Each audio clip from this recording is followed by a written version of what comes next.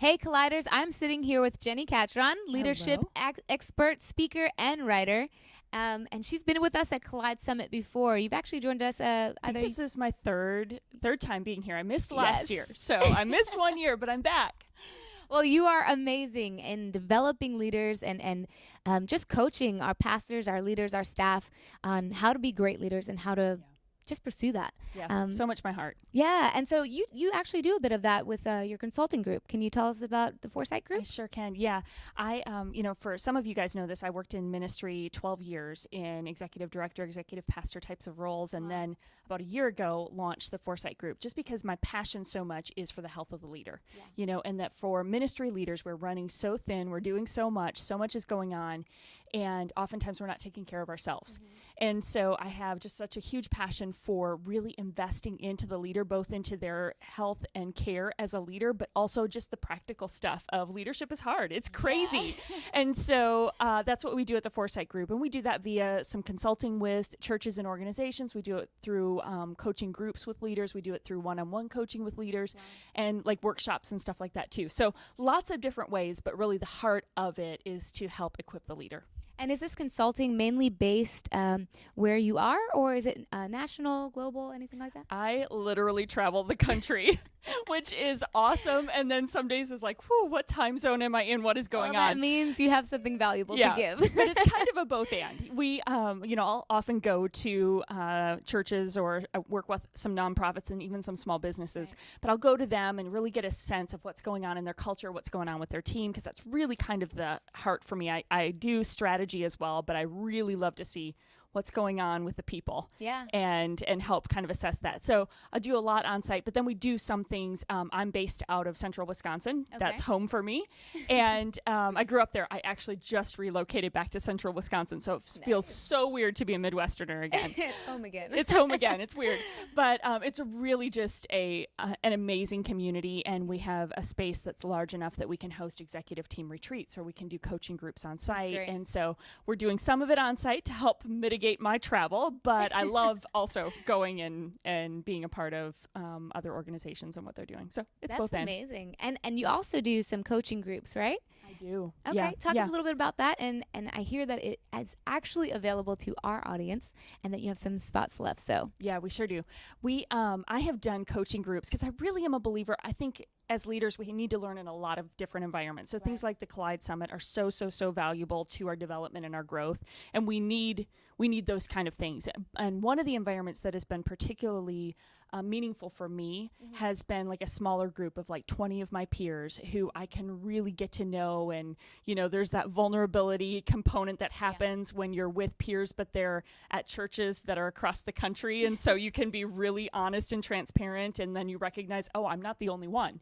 And, there actually are other people navigating some of the same challenges I'm navigating as a leader. So we create coaching groups for that purpose. And we do different ones. Right now, the one we still have a few spots left is the one for women leaders that happens, kicks off in October.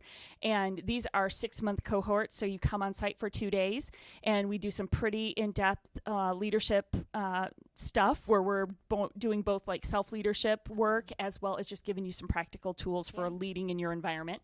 And then we do virtual coaching in between, and then you come back at the end of 6 months for an additional 2 days. So it's kind of a 6-month intensive.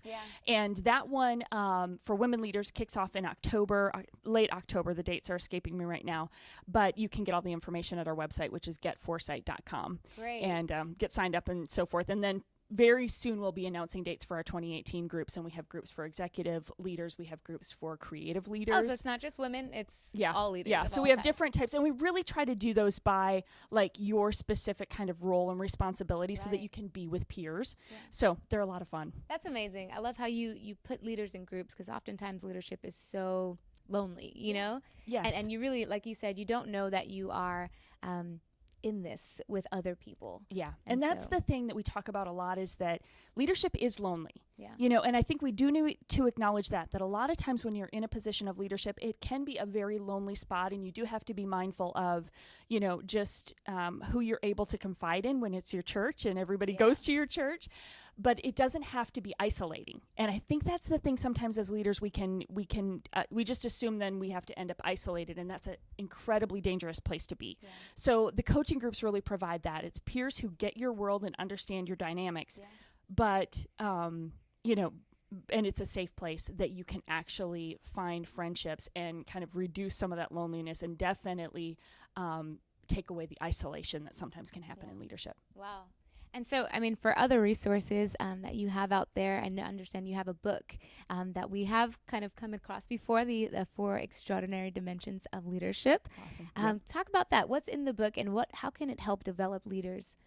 Yeah. So the book was really written based on 4 foundations for me in leadership, and they're taken from the Great Commandment. So it's like I take it straight from like one of the most fundamental. It's biblical. It's biblical. It's one of the most the fundamental elements of our faith, where Jesus says, "Love the Lord your God with all your heart, soul, mind, and strength." And I look at those 4 things: heart, soul, mind, and strength. When you look at like kind of when you dig into that passage, what Jesus is saying, that we're supposed to love God and love others, because the second commandment is love others. Right. We're supposed to love God and love others with our whole being. Yeah. And I really believe that leadership is an act of love and service towards others. It's not a bunch, we're not leading to create minions who help us accomplish our goals. Right. We're leading to help develop people and to love and to serve them and draw out their gifts and their strengths, and then together accomplish the work of ministry. Right. And so I felt like those 4 things, I felt like there was something kind of rich in that if we could look at the Great Commandment through the lens of leadership.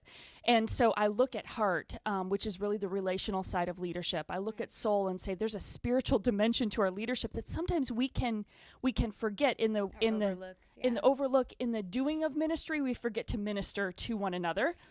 And the mind is that strategic part. There is plans. There's things we need to do. We need to strategically work on ministry. And then strength is really that visionary side of leadership, that without vision, people perish. Right. So vision really provides strength. So when leaders learn to lead with all 4 of those, I think extraordinary leadership emerges. And that's the idea in the book. That's amazing. And are you going to be talking about any of those things today in your track session? Can you give our audience a little sneak peek of what you'll be speaking about today? I am. I will take the 4 dimensions, but I'm taking a little turn, so I'm trying something a little new, because the last time I was here, I spoke on the 4 dimensions. New stuff today. I know. It could be a little scary. It sounds like another book. It sounds like another book. There's some workings of some new ideas in here. But I'm taking those 4 dimensions, but I'm looking at how culture and strategy collide. A little fun play on words there. How culture and strategy collide in our organizations, and it is both people and process, and living in that tension as leaders.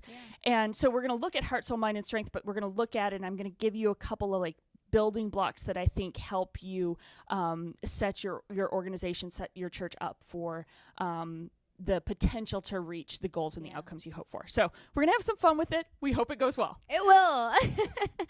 I mean, you've been such a great and valuable resource of information for our leaders. I know that we've gotten great feedback from your track sessions. Awesome. Thank you. And we're just so honored to have you here. So thank you so much for coming and spending this time with us. Lots of fun. Great to love being here, and hope you all, if you've not been able to be in person, you need to come and check out Collyde, because it is such a great resource for ministry leaders. So thanks for having me. Thank you so much, Jenni.